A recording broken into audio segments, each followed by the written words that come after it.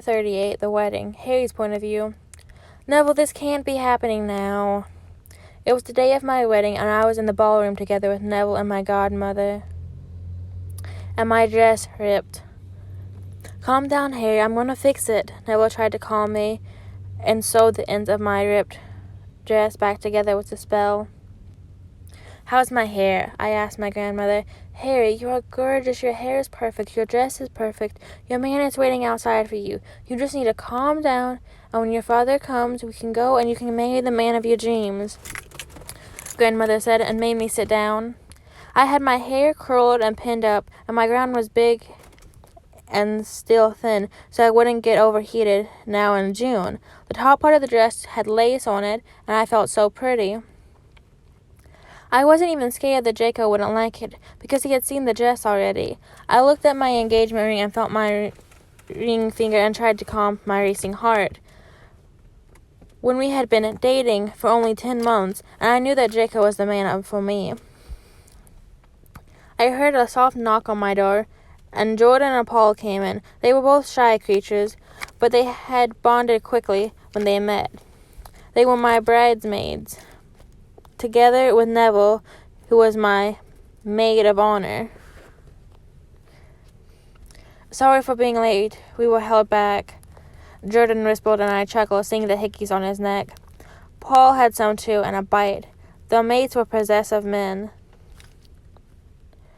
and they liked to show that what they belonged to them. You're so pretty, Paul said and touched my dress. I was about to tell them to sit down when the doors were pushed open again and my father came in. Harry, we can start, he said and helped me up. Here goes nothing. My heartbeat became fast again, and made one step after another slowly. I gripped my father's arm and had him lead me out of the house into the backyard.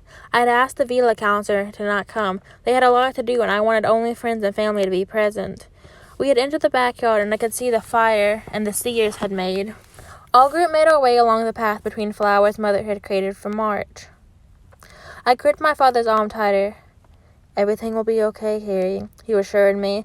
I reached the aisle, and there stood Draco, next to the priest. Eyes wide, next to him were Blaze, his best man, George and Fred, Charlie, and Jackson as his groomsmen. But at the moment, I didn't care for them. My eyes were on Draco. Before I realized it, I stood in front of him, and Father gripped my hand. He slowly passed me on to Draco, whispering in his ear, If you dare hurt my baby, I will come and kill you myself, Malfoy. Draco chuckled and took my hand, lightly squeezing it. The ceremony was great. Wait, scratch that. I have no idea how the ceremony was, because I was too occupied staring into Draco's gray eyes. They were full of love. I was so lost that he had to squeeze my hand to get my attention when it was time for the vows. In the name of magic, I, Draco Malfoy, take you, Lord Harry Marvolo Prince Grant, to be my wife, to have and to hold, from this day forwards, for better or for worse, for richer or poorer, in sickness and in health, to love and cherish, until we are parted by death. This is my solemn vow. In the name of magic, I, Harry Marvolo Prince Grant, take you, Lord Malfoy, to be my husband, to have and to hold, from this day forwards, for better, for worse, for richer, for poor, in sickness and in health, to love and to cherish, until we be parted by death. This is my solemn vow. Stella brought us our wedding rings, and I slipped the bigger one onto Draco's finger. He had slipped the smaller one onto my ring finger, and replaced the engagement ring. You may kiss the bride. I threw my arms around Draco's neck, and we shared a loving kiss, full of admiration for each other. While we kissed, the seers stormed the platform to start the ritual. My husband put his arm around my waist while we watched the colorful spectacle. A great future, Lena screamed at us. I felt Draco kiss my neck. Did you hear that? A great future, he whispered, and I nodded. Our parents were making hundreds of pictures, and we had to do a lot of talking. Buffet? I asked after our last chat. I'm starving, my wife. Do you want to cut the cake? I nodded my head enthusiastically. Draco had made a big mystery around the cake, and I wanted to see it finally. When we went inside the ballroom, where we had put away all the stuff from before and put the buffet, the cake was in the middle. It was so beautiful, a full layer cake with a pastel pink frosting and a masterpiece of flowers on it. A big smooch. The cake was perfect. Do you want to cut it or share?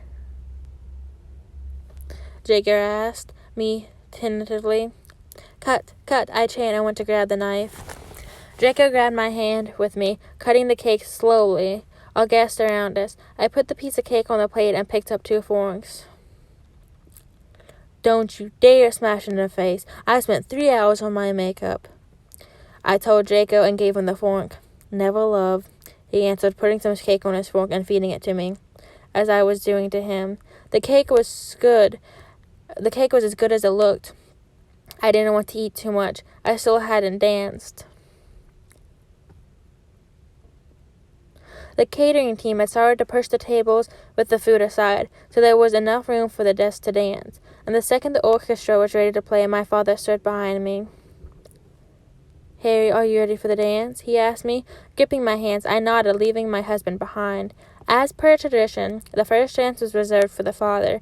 I had decided to dance the same dance as the one we danced at the Halloween ball, but now, after a tremendous amount of dancing lessons, it was a lot easier. When we had finished, Father had pulled me to him. And don't forget, we will be there for you forever, Harry, he whispered, kissing my temple. I know, Father, I won't forget. And don't you dare think I'll be out of your hair now because I'm married.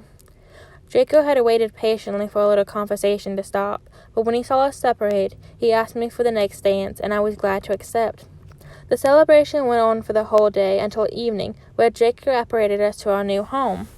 End of chapter 38.